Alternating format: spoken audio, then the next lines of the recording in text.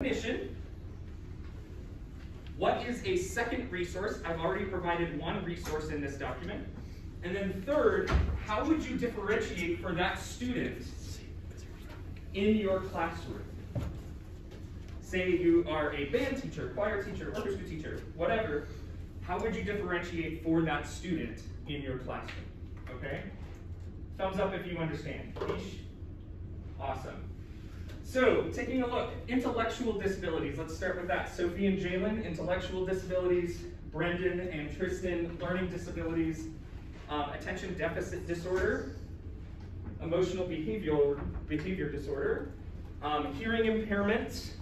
Visual impairment. Physical impairment. Communication disorder / gifted and talented. All right, excellent. All right, I'm going to put a timer on. You may now speak. Starting in 3, 2, 1, go. Yes, fill out the document. Fill out the document. Everyone should have access on this. Doesn't matter. We have viewing access. What? I changed that. I'll change that. I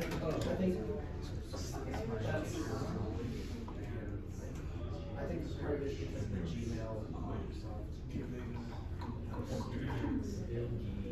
Whoops, there you go. All set. Everybody refresh your documents. Just get back.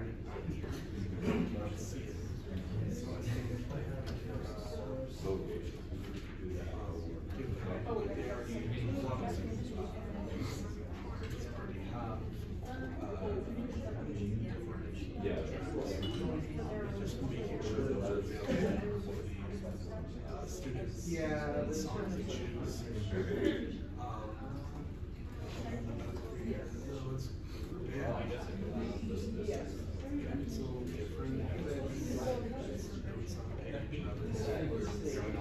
Yeah, but you can still teach art, but I mean also I'd like visual, there's a lot of different options, you know. So you could Oh, that's literally you can just highlight it.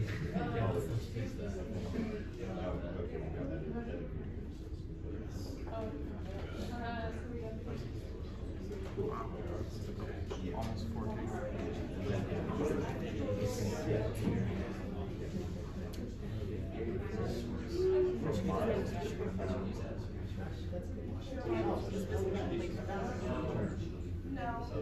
Difficulties that range from blurred vision or peripheral vision.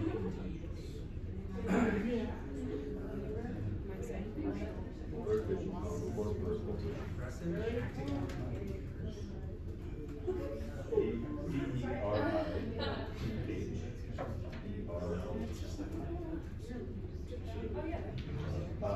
Vision and nearsightedness. Ah.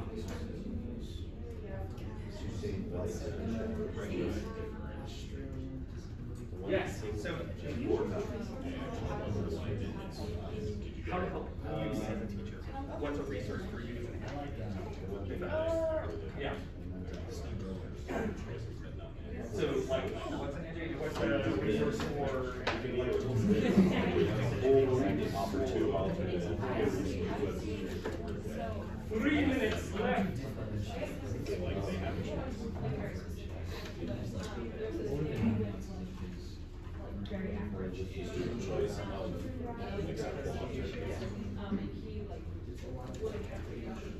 That's right. I guess I'm having trouble finding another resource. Yes. I'm having trouble finding another resource that's not anymore. So she got Yeah. So we're thinking about which. we have vision. Visual. So what I would do is and then or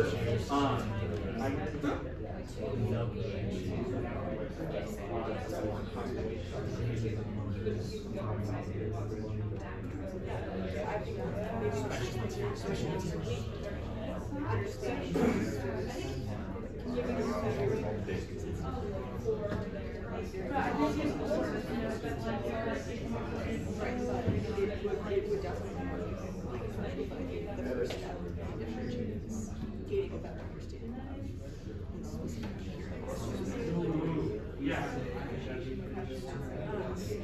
Yeah. Yep. What's an accommodation? That's a good. Yeah, that's a good way. You should be moving to the last question if you're able to. How would you differentiate? What accommodations would you use in your classroom?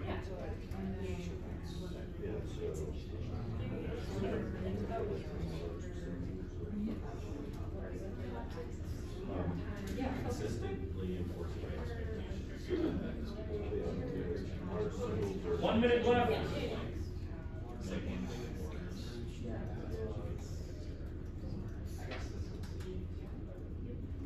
And then maybe for that number one.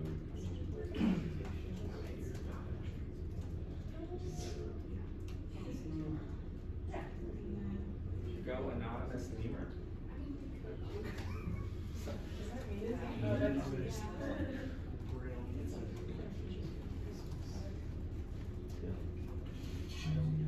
This is looking great.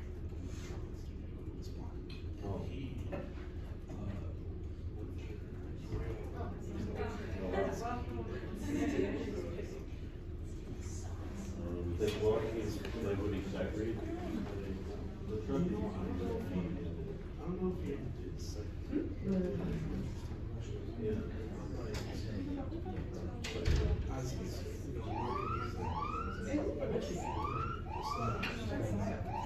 Great. All right, so let's regroup really quickly before, if you could pause what you're doing really quickly, and eyes up here, and 3, 2, 1, eyes. Awesome. What's one thing that's difficult about doing this in that amount of time? Sophie? I want to read the document and actually know it. Know it besides just finding it. So if you find a document or you find a resource, the idea is not right now that you actually go through and read it. It's just finding it, right? What's another difficulty that we have? Yes? A lot of these topics are just really in-depth and cover a wide variety of different abilities. And so it's kind of difficult to have the full grasp of it right away when it's phew. Yes, that kind of plays into Sophie's thing, you have to do a deep dive, right? Whoa, this is a lot of information. Yes, Olivia. Each student is different, and so how would you differentiate? It's really hard because you really need to know the individual person to know how to do that. Exactly, and that's kind of where I want us to kind of head and get our minds wrapped around it. When you are teaching students with exceptionalities, oftentimes you have to, every single thing is based on an individual basis, right?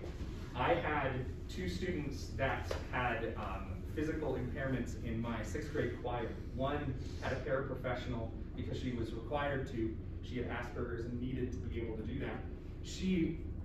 Her level of aptitude went through the roof because she had the proper needs to do what was going on in the classroom and had peers helping her and whatnot as well. Those are some strategies for differentiation that I used and accommodation I used. The other student was in and out of the classroom because they had other things scheduled and different things like that and didn't have that consistency, but they had the same diagnosis, right? So each individual, that's why an IEP is called an individual education plan. It's because it's legally required, yes, by the federal government and by state governments for us as educators to provide, but it also is largely based on the individual.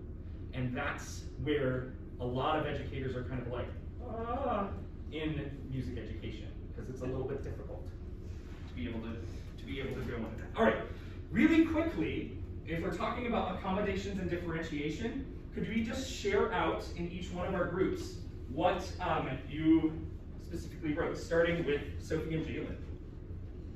Okay, so what I wrote there was just kind of accommodate and access to their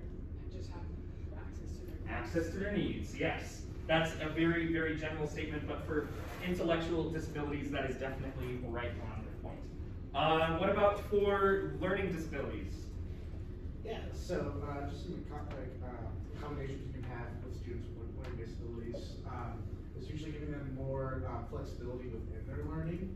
I gave a bunch of examples, but stuff that gives them access to easier ways to learn, such as like large print, note takers, audio recordings, speech to text, extended time, stuff that's just going to give them the more flexibility that they need to learn, unlike some other students who don't have learning disability. Awesome. Yes, Brandon. Wonderful. What about attention deficit hyperactivity disorder? We just gave a couple like examples, like fidget devices, breaking up content into like shorter chunks, which is helpful. I think the biggest idea is giving respect and understanding, and you'll get that same respect back. So. Right. Okay. Yeah. Yes. Yes. Definitely. And how does that sound any different than a student who maybe would be considered neurotypical? What do you mean? So, for example, you just said give respect to a student who has an exceptionality and is specific to ADHD, and you'll get that respect back. That is the same as for all of our students, right? Not just specifically. Yeah, I meant more understanding, because I feel like a lot of teachers, especially in the context of ADHD, don't really believe that it's a super like important learning disability, but it is. So It is. you can understand it. Yeah, yeah, absolutely. Awesome. Thank you, Maddie. Emotional behavioral disorder. Arjun and Trevor. Okay, so our biggest one was giving students a choice between acceptable alternatives. So rather than being like, you are doing this, you know, as a mandate, you could give the student an option. You can either do this or do this, and have it, you're still in control as an educator with two acceptable alternatives, but the student feels that they have a choice. Awesome. Yes, definitely. Again, that's giving agency to the student, right? Yeah. Excellent. Hearing impairment. Riley, Olivia, and Yeah, so we kind of discussed that the first step to accommodating a hearing impairment is to getting a better understanding of the specific person's hearing loss, whether it was, you know, how it came about, what exactly, partial, total, and then having a better understanding to help you identify certain accommodations. Some of the ones that we listed as an example is potentially placing music in different octaves or having the student practice music in different octaves so it's easier for them to hear. Or enhancing visual components of your teaching so they're still getting as much as they can out of the experience. Or considering implementing like kinesthetic strategies and like how they can feel and internalize music without needing to hear it. yes, all of those, all of the above. That is excellent. Visual impairment. Hunter. Okay, so some strategies are for people who are blind, or not entirely blind, but have worse vision. You can get enlarged music, so bigger notes, and like sheet music is just bigger, so you can see it easier. For people who are entirely blind, you can get certain braille music that they can read like by touching it, and learn music that way. And then another way you can do it is doing audio tracks of their individual part, their sections part, and the part, like an audio track of the whole group all together. I do a lot of that and occur with visual impairment a lot as a church choir director because I have 80-something-year-old people and singing different things. And one of the biggest accessible points is having those practice tracks that they can listen to and enlarged music. Wonderful. What about physical impairment? Kaylin. Physical impairment, we talked a lot about, you need a lot of special materials for people with physical impairments, so like wheelchair attachments, Velcro egg shakers for people who don't have very high fine motor skills, and one-handed recorders for people who have, you know, loss of limbs and stuff like that. Yeah. Awesome. And then another thing that I read was kind of having a non-restrictive classroom structure. You're going to have students who they experience like chronic pain. They're going to need to stand up or sit down whenever they need to, and you know I think that's something that addressed. And additionally, we also have one-on-one time with students because being physically impaired can cause a lot of like academic isolation in terms of just like being involved with your classmates or whatever. So having that one-on-one time with those students could be effective and help them feel important. One of the biggest things, especially with students who had a physical exceptionality or impairment, in my teaching experience was I would provide individual voice lessons for those students, and so they'd come to my office and it'd just be one-on-one with us, or maybe a small group, maybe their choir buddy that they have, or a paraprofessional, and them would go on that learning journey together, but it'd be a lot more individualized so that it wasn't as overwhelming when you're in a sea of 70 other middle school choir kids. Communication disorders / gifted and talented, Haley and Zoe. Okay, like for people with communication disorders, you kind of want to like reinforce steady eye contact and just like learn a lot about the student and take time to understand like what necessarily it is that they have an issue understanding, and then utilize like speech imitation with them so that way they can kind of feel like they're not by themselves. Yeah, definitely. And then another method that I was just thinking about is strengthening other methods of communication, like visual communication, in order to tie it back into that verbal language. And Yes. then for gifted and talented, I think a lot of what opportunities can be provided for these students is opportunities to create a more independent learning experience where the teacher can still guide them, like providing leadership opportunities in the classroom, substituting certain assignments and activities for something that can allow them to do more in-depth exploration of the topic and stuff like that. Yeah, definitely. When I think about gifted and talented students, or I think about a lot of these things, one of the big strategies that I think of and that I implemented in my classroom was peer-assisted learning. And that is definitely one strategy you can use for gifted. It kind of reaches a lot of students with exceptionalities. Great! Awesome. Let's stand and do 2 shoulder rolls and a twist. And then breathe in and out. Okay. All right, now we're moving along. Moving along. Here we go. So next, what I'd like us to do is do a questions activity for our last little bit here today. And what you're going to do is just in your pairings, answer one of these questions, or each one of these questions. There's about 7 that we have. And I want you to either write it down or type it out. And it needs to be 6 words or less is the challenge. 6 words or less. Okay? 3, 2, 1, go. Question number 1. What are ways that schools limit educational opportunity for certain students while providing opportunities for others? Limiting students to specific education tracks. Yeah.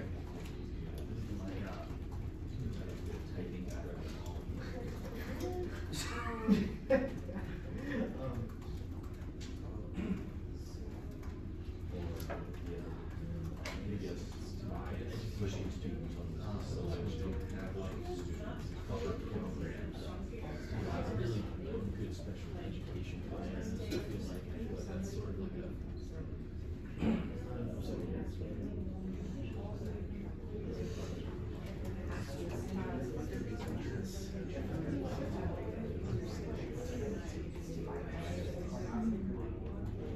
All right, let's check in. Does anyone have a 6 words or less that they would be willing to share? Yes, Sophie Jalen. Oh, okay. We just said not enough resources. That's 4. Nice job. Okay. Pushing students into specific educational tracks. Ah, that's a great one. Excellent. Wonderful. Question number 2. Is it possible for all students to receive the same music education? Why or why not? You have, 1 minute. Go. 6 words or less.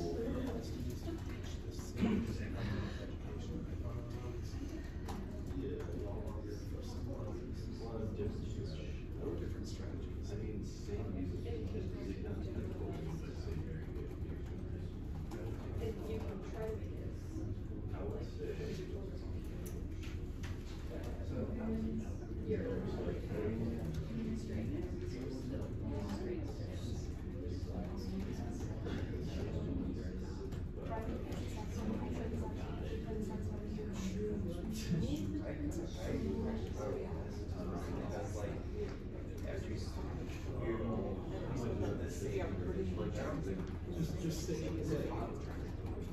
like no, but.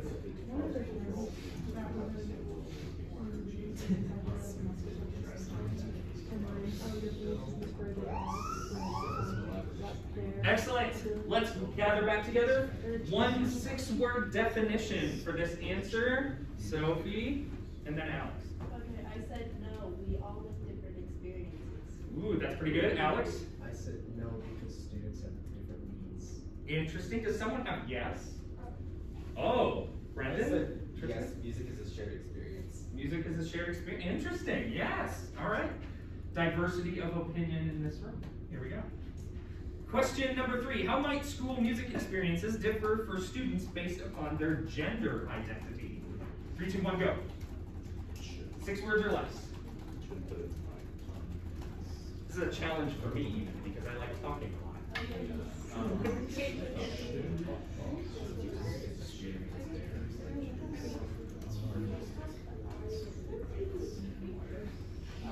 Yeah, but I think this is more like how, like there's we should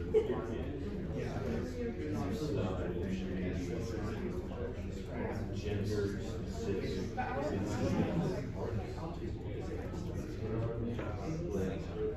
the rating talking about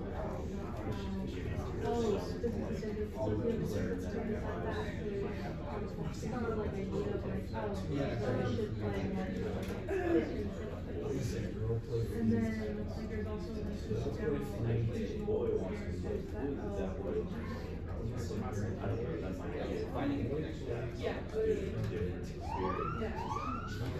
All right, let's gather back together really quick. 6-word definitions answering this question. Arjun, Hunter, and then Haley. Students' identities and experiences shape artistic meaning. Ooh, very nice. gender-specific instruments and parts. Gender-specific instruments and parts. Yes. And Haley. gender-associated instruments, stereotypical achievement levels. Oh, very nice. Excellent job. Okay, how might school music differ? Gender? Yes. Yes, dead on. I'm proud of you all for the 6 words or less because I can't do that. All right. Here we go. Question number 4. How does music education reflect both the sorting machine that Campbell mentioned and common school models of education? Up on the board. Here we go. 1 minute. 6 words or less. Secondary,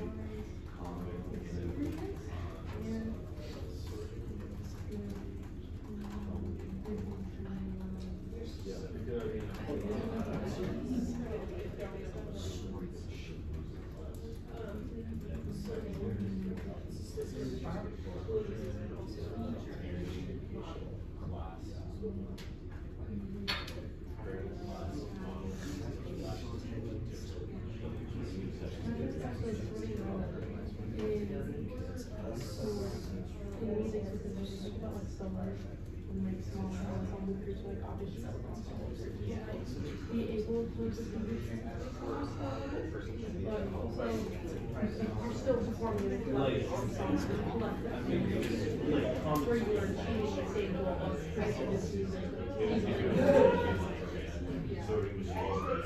All right, here we go. 3 people want to share their 6-word definitions. Let's do Alex, Zoe, and Trevor.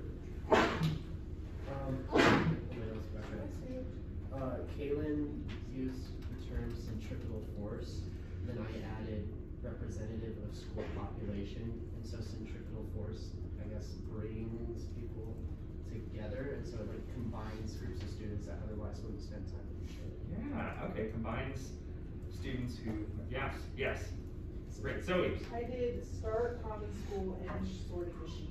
Ah, nice. I wonder where you got that from. All right, no. I'm just kidding. All right, Trevor. I said filtering ensembles dependent on focus/ability. Focus/ability. Excellent. And Hunter, one last one. Common education, elementary, sorting in secondary. Ah, Question number 5. How might a student's home environment affect their music educational opportunity? 1 minute, go.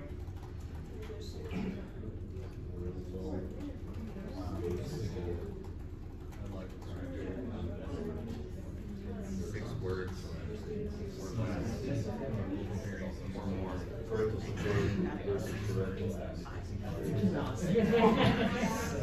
One word. Half a word. One syllable. Oh, yeah. Isolated word. Single word. There's not a really difference I guess that's.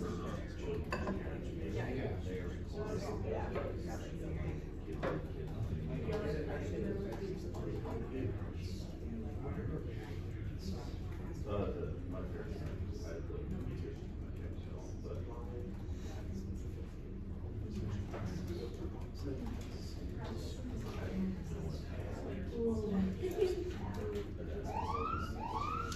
Excellent. Can we have 2 people share with us? Brendan and then Haley.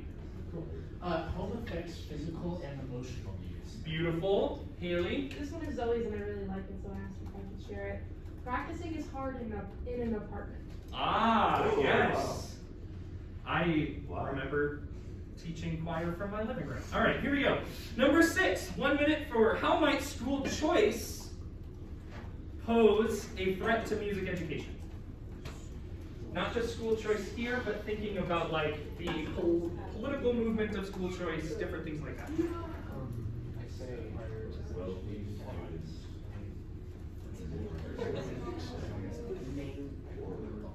mainstream. Okay. They have my parents. Like, one of my earliest memories was yoga class.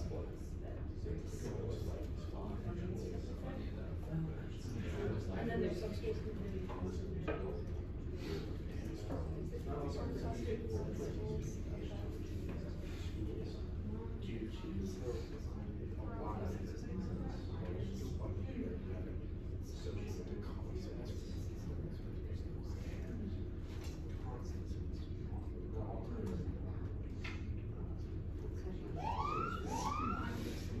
Sharing out, let's do Caitlin and Sophie. I said core class concentration. Core class concentration, yes. Sophie? Different schools have different priorities. Different schools, different priorities, different communities, different priorities, yes. Excellent. And then question number 7. What are ways that music teachers might work with special needs students in order to provide an opportunity for quality music experience? 6 words or less, and we're going to do 30 seconds. So that you get out of time. 30 seconds. I know.